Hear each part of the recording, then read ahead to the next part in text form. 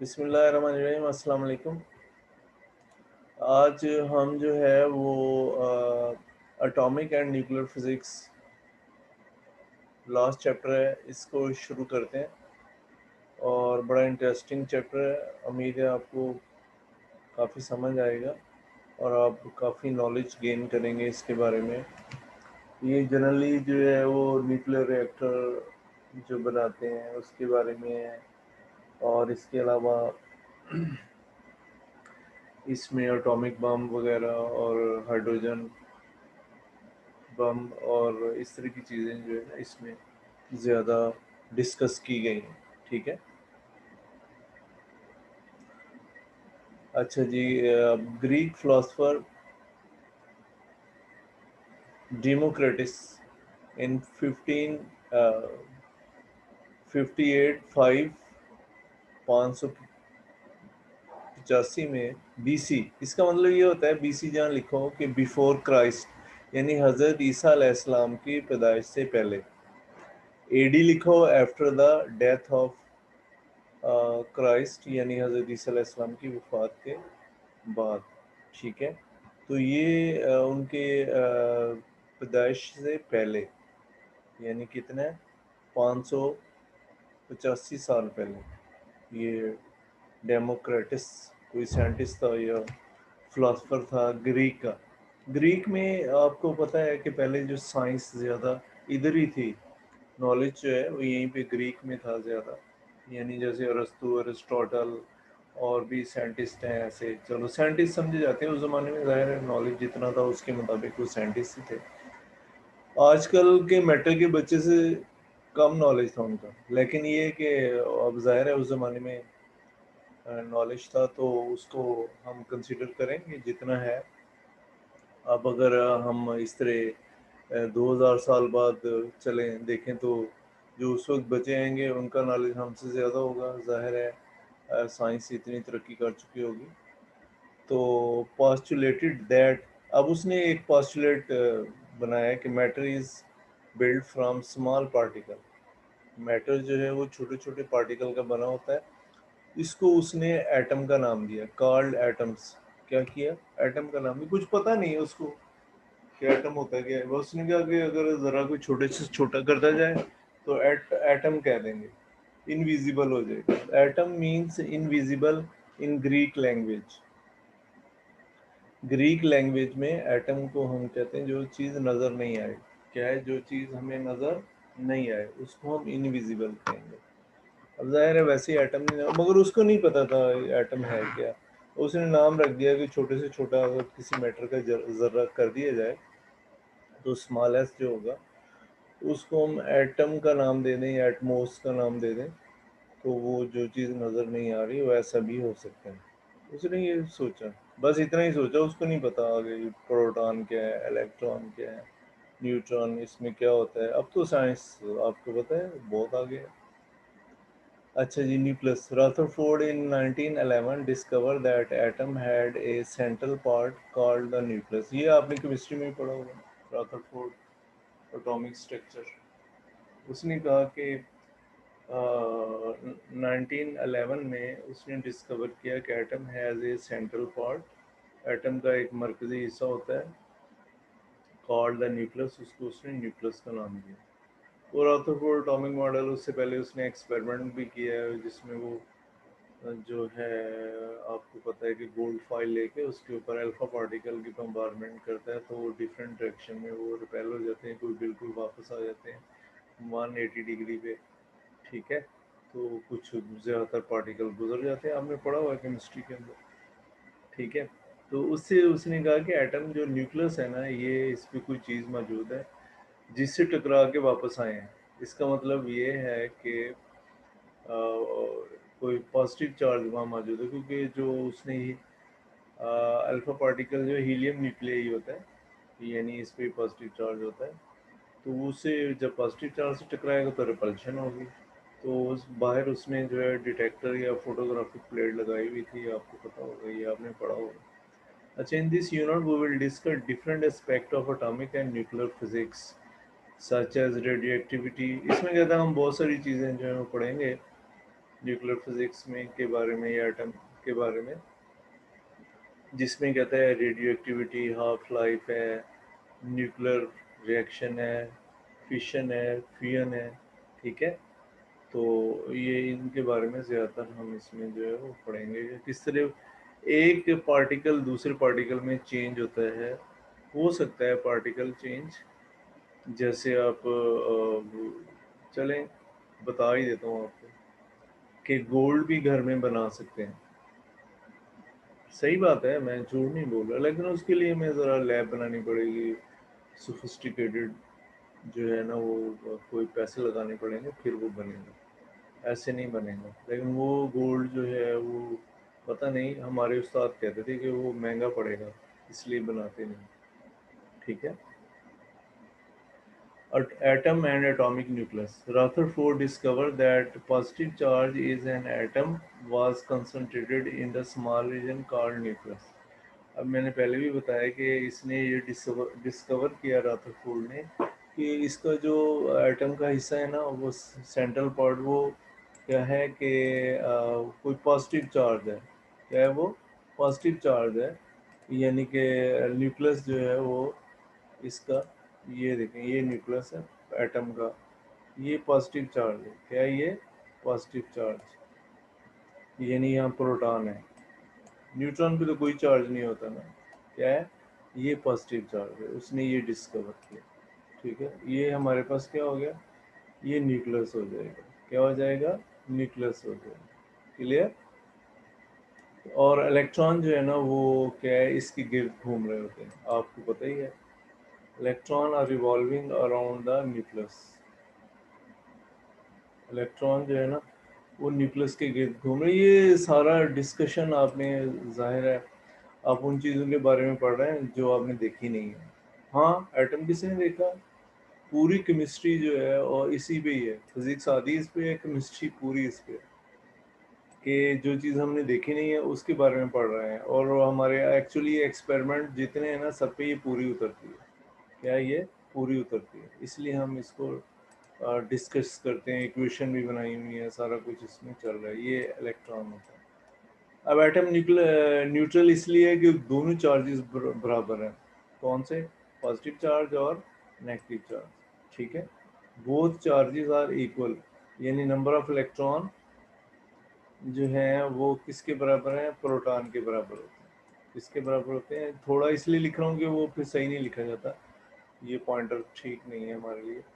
तो इसका मतलब ये है कि नंबर ऑफ इलेक्ट्रॉन इसके बराबर होगा नंबर ऑफ प्रोटॉन के। बात समझ आ रही? इलेक्ट्रॉन जितने हैं उतने ही प्रोटॉन होंगे, फिर ये न्यूट्रल कहलाता है। क्या कहलाता है? न्यूट्रल कहलाता है, ठीक है। बात समझ आ रही? तो एटम जो है, लेकिन आप बाज़ दफ़ा आपको चार्ज महसूस होता है या करंट लगता है ना, तो इसका मतलब ये होता है कि वहाँ पे ज़्यादा न्यूट्रल एटम नहीं है। क्या है? न्यूट्रल एटम नहीं, आयन बने हुए। आयन तो समझते हैं ना कि जिस पे पॉजिटिव या नेगेटिव चार्ज होता है, केमिस्ट्री में भी हेलो। पढ़ते हैं। अस्सलाम वालेकुम। जी वालेकुम सलाम। सर, हम अब 10th की बोर्ड की फीस जमा करवाएंगे। यार बेटे मैं पढ़ा रहा हूँ ना, आप और पढ़ने के बाद पूछ लेते। वो ना आप ऐसे करें, जो बच्चों को बोर्ड की फीस का मसला है वो स्कूल के बाद स्कूल से बात करें। मुझे तो कोई पता नहीं कब जमा करवानी है। तो आप प्लीज़, हो सकता है आजकल फीस जा रही हो, तो आप प्लीज़ स्कूल से पूछें उनसे, क्योंकि हम तो ज़ाहिर है घर पे बैठे पढ़ा रहे हैं और जो इन्फॉर्मेशन हमें आती है वो देते हैं, लेकिन हमें कोई पता नहीं इस चीज़ के बारे में, ठीक है बच्चों। तो ये जितना एटम है ना इसके अंदर क्या होता है आपको पता है कि यहाँ पे सॉरी, एक तो देखें एटम के अंदर एक प्रोटॉन होते हैं, ठीक है। न्यूक्लियस में एक न्यूट्रॉन होते हैं। न्यूट्रॉन पे तो कोई चार्ज नहीं होता, ये तो आपने पढ़ा हुआ है, ठीक है। और इसके अलावा यहाँ पे जो है ना इस इलेक्ट्रॉन इसके गिर्द घूम रहे हैं कंसेंट्रिक सर्कल में, मुख्तलिफ सर्कल में, जिसको ऑर्बिट कहते हैं। हर इलेक्ट्रॉन की एनर्जी जो है वो मुख्तलिफ होती है, पता है ना आपको। हर ऑर्बिट में जो इलेक्ट्रॉन घूम रहे हैं तो उनकी एनर्जी जो है डिफरेंट होती है। ठीक है, ये भी आपने पढ़ा होगा केमिस्ट्री के अंदर भी, फिजिक्स में भी कहीं ना कहीं पढ़ा है आपने। ठीक है, तो जितना ये एनर्जी लॉस भी करते हैं, गेन भी करते हैं। ठीक है, और जो ये बल्ब है टंगस्टन फिलामेंट जिसमें होते हैं, वहाँ पे इलेक्ट्रॉन हायर ऑर्बिट से लोअर में जंप कर, जैसे आप बाहर जाएंगे ना एनर्जी बढ़ती जाएगी, करीब आएंगे एनर्जी कम होती जाएगी। ठीक है, क्या है, एनर्जी कम होती जाएगी। ये आपने पढ़ा हुआ है केमिस्ट्री के अंदर, मेरा ख्याल है आपने पढ़ा होगा। अगर नहीं पढ़ा तो उसको ज़रा अच्छे तरीके से स्टडी करें। ये पहला ऑर्बिट है, ये न्यूक्लियस है, ये पहला ऑर्बिट है, ये दूसरा है। इस तरह चलते हैं, जितने नंबर ऑफ इलेक्ट्रॉन बढ़ते जाएंगे ऑर्बिट भी बढ़ते जाएंगे, प्रोटॉन भी ज़ाहिर है बढ़ते जाएंगे। अगर एटम न्यूक्लियस है, न्यूट्रल है। अगर न्यूट्रल नहीं है तो फिर या तो इलेक्ट्रॉन ज़्यादा होंगे प्रोटॉन से, या प्रोटॉन ज़्यादा होंगे इलेक्ट्रॉन से। ठीक है, बात समझ आई? चलें जी, आगे चलते हैं।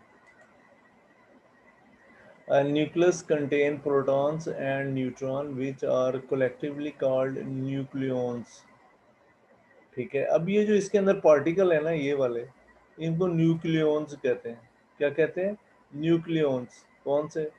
न्यूक्लियस के अंदर है प्रोटॉन और न्यूट्रॉन, दो ही होते हैं, और भी होते हैं, अभी आपकी डिस्कशन में नहीं है। सही बात है, मीज़ॉन, पाई मीज़ॉन, पता नहीं क्या क्या है, वो तो आपके इधर कोर्स में अभी नहीं है। अभी बहुत सारे पार्टिकल दरियाफ्त हुए हैं एटम के अंदर। सही बात है, अभी वो इधर नहीं है, सादा फिजिक्स है, समझ लें। अगर मज़ीद आगे जाएं तो बड़ी कॉम्प्लिकेटेड हो जाती है। न्यूक्लियस एटम से पता नहीं 100 कितने पार्टिकल निकल रहे हैं, मगर हमारे डिस्कशन में एक आधा कोई एंड पे बताएगा जाके, मीज़ॉन, पाई मीज़ॉन, ऐसे कोई बताएगा, और नहीं है। अभी तो ये सादा सी फिजिक्स है, यूँ समझ लें। अच्छा जी, nucleus contain protons and neutrons which are collectively called nucleons. अच्छा जी, अब ये देखें, एटम है contain electron which revolve in nearly circular orbit about the positively charged nucleus। अब ये देखें, ये हमारे पास इलेक्ट्रॉन घूम रहे हैं। ठीक है, ऑर्बिट्स में इनकी डिस्क्रीट एनर्जी है। डिस्क्रीट का मतलब ख़ास एनर्जी है, हर ऑर्बिट की अलग अलग एनर्जी है। सब ऑर्बिट भी होते हैं अपने 1s2, 2s2, 2p, 3, ऐसे वो चलते जाएं। आपको पता है कि बहुत सारे सब एटॉमिक ऑर्बिट भी आएंगे केमिस्ट्री में, आपने कुछ ना कुछ, ज़ाहिर है ये तो पढ़ा हो, इतना तो पता होगा आपको। ठीक है, ये न्यूक्लियस है, ये देखें, ये न्यूक्लियस है, इसमें प्रोटॉन और न्यूट्रॉन, और ऑर्बिट, ये ऑर्बिट है, ये पहला ऑर्बिट है, इसमें 2 इलेक्ट्रॉन होते हैं। क्या होते हैं? 2 इलेक्ट्रॉन। दूसरा ऑर्बिट है, इसमें 8 होते हैं। लेकिन अगर हम सब ऑर्बिट बना लें मज़ीद, सेकंड ऑर्बिट के मज़ीद सब एटॉमिक ऑर्बिट बन जाते हैं, 1s2, 2s2। ये आपने पढ़ा होगा, ज़ाहिर है इसको तो जानते होंगे, जिसको आप कहते हैं इलेक्ट्रॉनिक कॉन्फ़िगरेशन। क्या कहते हैं? Electronic configuration. यानी हमने इसको जो है ना, यूँ समझ लें, एटम जो उसने साइंटिस्ट ने सोचा था ना बेचारे ने, 585 BC, उसको जो है ना, वो उसके भी टुकड़े टुकड़े करके रख दिया। सही बात है, जो देखा ही नहीं किसी ने, ना इलेक्ट्रॉन आपने देखा ना मैंने देखा, बस हमारे जो एक्सपेरिमेंट होते हैं ना उस पर ये पूरा उतरता है। क्या है हमारे जो एक्सपेरिमेंट है उस पर ये क्या है, हमारे डिस्कशन पे ये पूरा उतरते हैं। ठीक है, समझ आ गया होगा आपको। तो अब ये इलेक्ट्रॉन बाहर घूम रहे हैं ऑर्बिट में, और न्यूक्लियस में प्रोटॉन है, और न्यूट्रॉन तो न्यूट्रल होता है, प्रोटॉन पे पॉजिटिव चार्ज, इलेक्ट्रॉन पे नेगेटिव चार्ज। मैं इसलिए आपको बार बार बता रहा हूँ कि आपको रिवाइज हो जाए, क्योंकि पहले ज़ाहिर है आपने ये पढ़ा हुआ है। The simplest atom is that of hydrogen। अब सबसे सादा एटम जो है ना, वो कौन सा है? Hydrogen. Which has a single proton. इसमें एक प्रोटॉन होता है और एक इलेक्ट्रॉन होता है। क्या होता है? एक इलेक्ट्रॉन होता है। Nucleus of which is a single proton. इसके न्यूक्लियस में क्या होता है? एक प्रोटॉन होता है, and one electron is orbiting in the circle, चलो कह लें, या वन इलेक्ट्रॉन, एक इलेक्ट्रॉन होता है। is revolving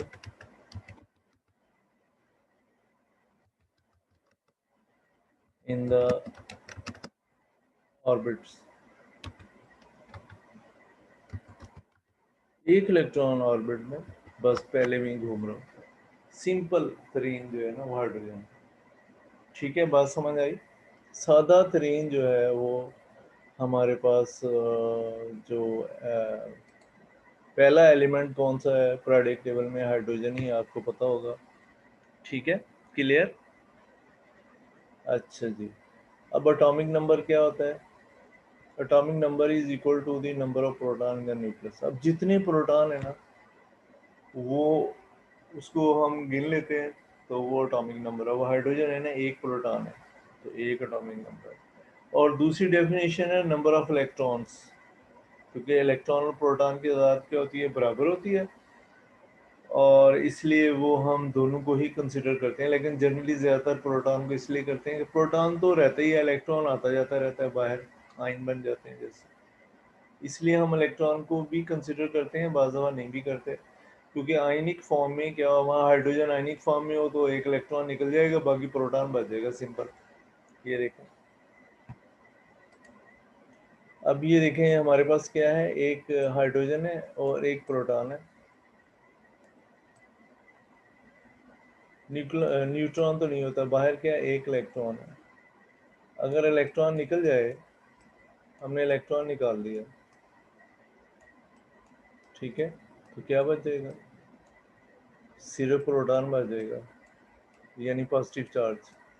इसका क्या मतलब है, न्यूक्लियस बाहर है ही नहीं कुछ भी, बस ऑर्बिट नज़र आ रहा होगा, चलो नज़र तो ये भी नहीं आता, लेकिन मतलब ये है कि ऑर्बिट ही है, बाकी इसमें एक प्रोटॉन है, तो इसको ऐसे जाहिर करते हैं, ये H1 +1, ठीक है, तो इससे आगे जा ही नहीं सकते। देखें ये इसमें दोनों बराबर हैं, इलेक्ट्रॉन तो बाहर चला गया, क्या चला गया बाहर, जो हमने खींच लिया, एनर्जी लगा के खींचेंगे ना, एनर्जी का मतलब हीट अप करेंगे बहुत ज़्यादा, ठीक है, तो इलेक्ट्रॉन बाहर आ जाएगा, तो बाकी सिर्फ पॉजिटिव चार्ज है, तो हम इसके ऊपर +1 कर देंगे। अगर यहाँ 2 प्रोटॉन होते तो +2 हो जाता, क्या हो जाता, +2 हो जाता, बाहर तो कुछ भी नहीं है ना। हम इलेक्ट्रॉन और प्रोटॉन को कंपेयर करते हैं, फिर पॉजिटिव या नेगेटिव, और एक इलेक्ट्रॉन मजीद दे देते हैं। हम क्या करते हैं, एक इलेक्ट्रॉन, ये हाइड्रोजन है वही वाले ऊपर वाला, ठीक है, इसको हमने एक इलेक्ट्रॉन और दे दिया, कितने इलेक्ट्रॉन हो जाएंगे, अब आपको पता चल जाएगा कितने इलेक्ट्रॉन हो जाएंगे बच्चों। यही है, ये जो है, पहले तो एक है ना इसमें, ये देखें आपको नजर आ रहा है एक इलेक्ट्रॉन, अब 2 इलेक्ट्रॉन हो जाएंगे, क्या हो जाएंगे, 2 इलेक्ट्रॉन। मैं इसको दोबारा बना देता हूँ, आपको पता चल जाए, एक प्रोटॉन और बाहर क्या हुआ, 2 इलेक्ट्रॉन।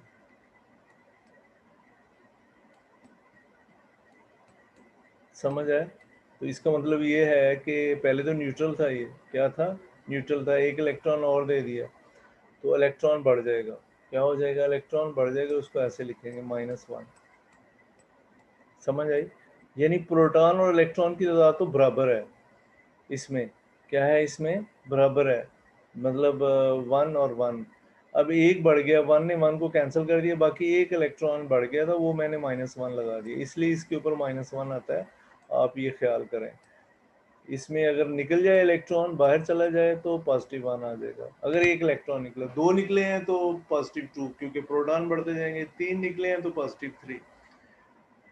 अगर हमने एक इलेक्ट्रॉन दे दिया इसको, जैसे यहाँ पे दिया है, तो इसका मतलब ये होगा कि ये जो है +2 हो गया, -2 हो गया, ठीक है, तो यानी एक तो कैंसिल हो गया, ये आ गया -1।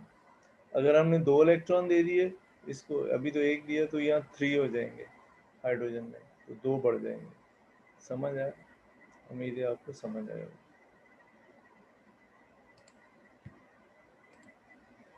अच्छा जी, the neutron number n is equal to the number of neutron in the nucleus. ये तो बहुत कम इस्तेमाल होता है, आपको पता चल जाएगा कि न्यूट्रॉन कितने। एटॉमिक मास नंबर, या एटॉमिक मास भी इसको कहते हैं, ए से जाहिर किया जाता है, is equal to the number of nucleons, proton and neutron.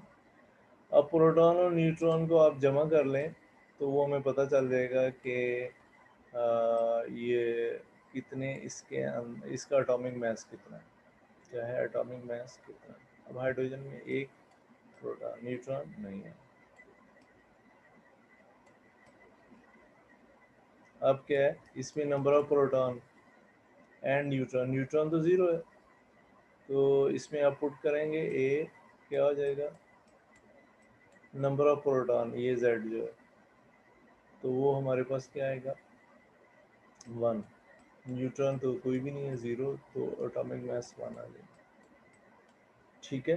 अब मैं एक और मिसाल आपको हीलियम की दे देता हूँ। इसमें 2 प्रोटॉन, हीलियम में 2 न्यूट्रॉन,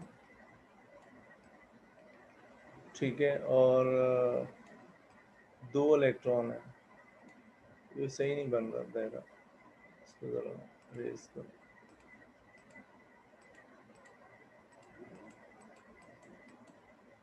चलो ये तो पता चल गया ना आपको, मैं इसलिए दोबारा इसको मिटा रहा हूँ। अच्छा जी, आप दोबारा आते हैं उधर।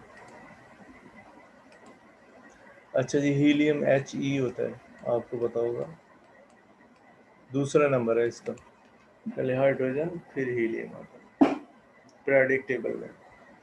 ठीक है, तो अब हीलियम में हम ये देखते हैं कि 2 प्रोटॉन होते हैं, 2 न्यूट्रॉन होते हैं, और ये न्यूक्लियस हो गया, और 2 इलेक्ट्रॉन ही इसके गिर्द मूव कर रहे होते हैं। कितने, 2 इलेक्ट्रॉन। ठीक है, तो अब आप देखें कि एटॉमिक मास क्या है, ये जो Z, proton, proton plus neutron, अब बस 2 + 2 कर दें, 2 + 2 कितने हो गए, 4, कितने हो जाएंगे, 4, तो इसका एटॉमिक मास 4 हो गया। एटॉमिक नंबर Z जो है वो 2 हो जाएगा, नंबर ऑफ प्रोटॉन या नंबर ऑफ इलेक्ट्रॉन भी चलो कह लें, 2 हो जाएगा। समझ आया? तो ये हमें पता चलता है कि किस तरीके से हम एटॉमिक मास और एटॉमिक नंबर जो है फाइंड आउट करते हैं। अब दोबारा बता देता हूँ, नंबर ऑफ प्रोटॉन, ठीक है, प्लस नंबर ऑफ न्यूट्रॉन, दोनों को जमा कर दे, एटॉमिक मास नंबर या एटॉमिक मास आ जाएगा आपको, क्या आ जाएगा, एटॉमिक मास आ जाएगा। और Z जो है वो एटॉमिक नंबर है, वो सिर्फ नंबर ऑफ प्रोटॉन या इलेक्ट्रॉन, दोनों में से कोई एक ले लें। जनरली प्रोटॉन को ही लेते हैं, लेकिन कोई फ़र्क नहीं पड़ता अगर हम दूसरा भी लेते हैं। ठीक है, तो अब ये 4, इसका फार्मूला हीलियम का, और 2 नीचे आ जाएगा। क्लियर, समझ आया? चलो आगे चलते हैं।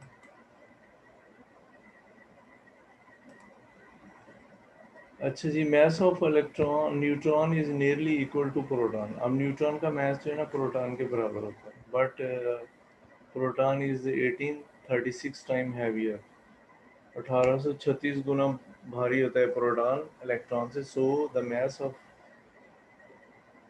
N atom is equal to the sum of the masses of proton and neutron.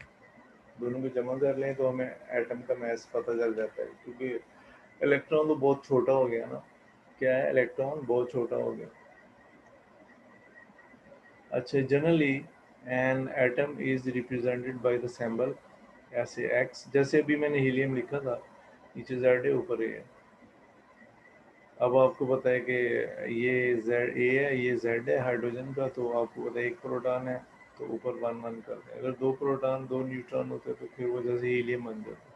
यानी हम नंबर ऑफ प्रोटॉन और न्यूट्रॉन से पता चलाएंगे कि कौन सा एलिमेंट है। ये भी आप जेन में बात रखें कि पीरियोडिक टेबल में कौन सा एलिमेंट बन गया। ये आगे आप पढ़ेंगे तो आपको पता चल जाएगा कि एक्स कौन सा एलिमेंट है, वो उससे पता चल जाएगा कि नंबर ऑफ न्यूट्रॉन और प्रोटॉन को मल्टी जमा कर दें तो वो आपको पता चल जाएगा कौन सा एलिमेंट है। ठीक है, find the number of proton and neutron in the nucleons define. कोई एक्स है, इसमें 6 ही है, एटॉमिक नंबर 13 है, एटॉमिक मास 13 है, एटॉमिक नंबर 6 है। अब कोई कहते हैं कौन सा एलिमेंट है, Z जो है नंबर ऑफ प्रोटॉन 6 है, atomic mass A, number of proton number of neutron 13, A कितना है 13। ठीक है, तो अब आपको बताइए 6 क्या है, प्रोटॉन है। अब प्रोटॉन इसमें माइनस कर दें, but number of proton are 6। ये देखेंगे 6 है नीचे, ठीक है, नंबर ऑफ प्रोटॉन 6 है। So number of neutrons will be 7। अब उसमें से माइनस कर दें, इसमें से 6 माइनस कर दें, बाकी 7 बच जाएंगे, तो वो न्यूट्रॉन होगा ये, क्योंकि ये दोनों जो है ना number of proton plus number of neutron होते हैं। ये जो है पहले भी आपको बता चुका हूँ। ये क्या है, ये ए है, तो ये क्या चीज़ है, प्रोटॉन प्लस न्यूट्रॉन। ये किसके बराबर है, 30। तो प्रोटॉन कितने, 6 प्लस n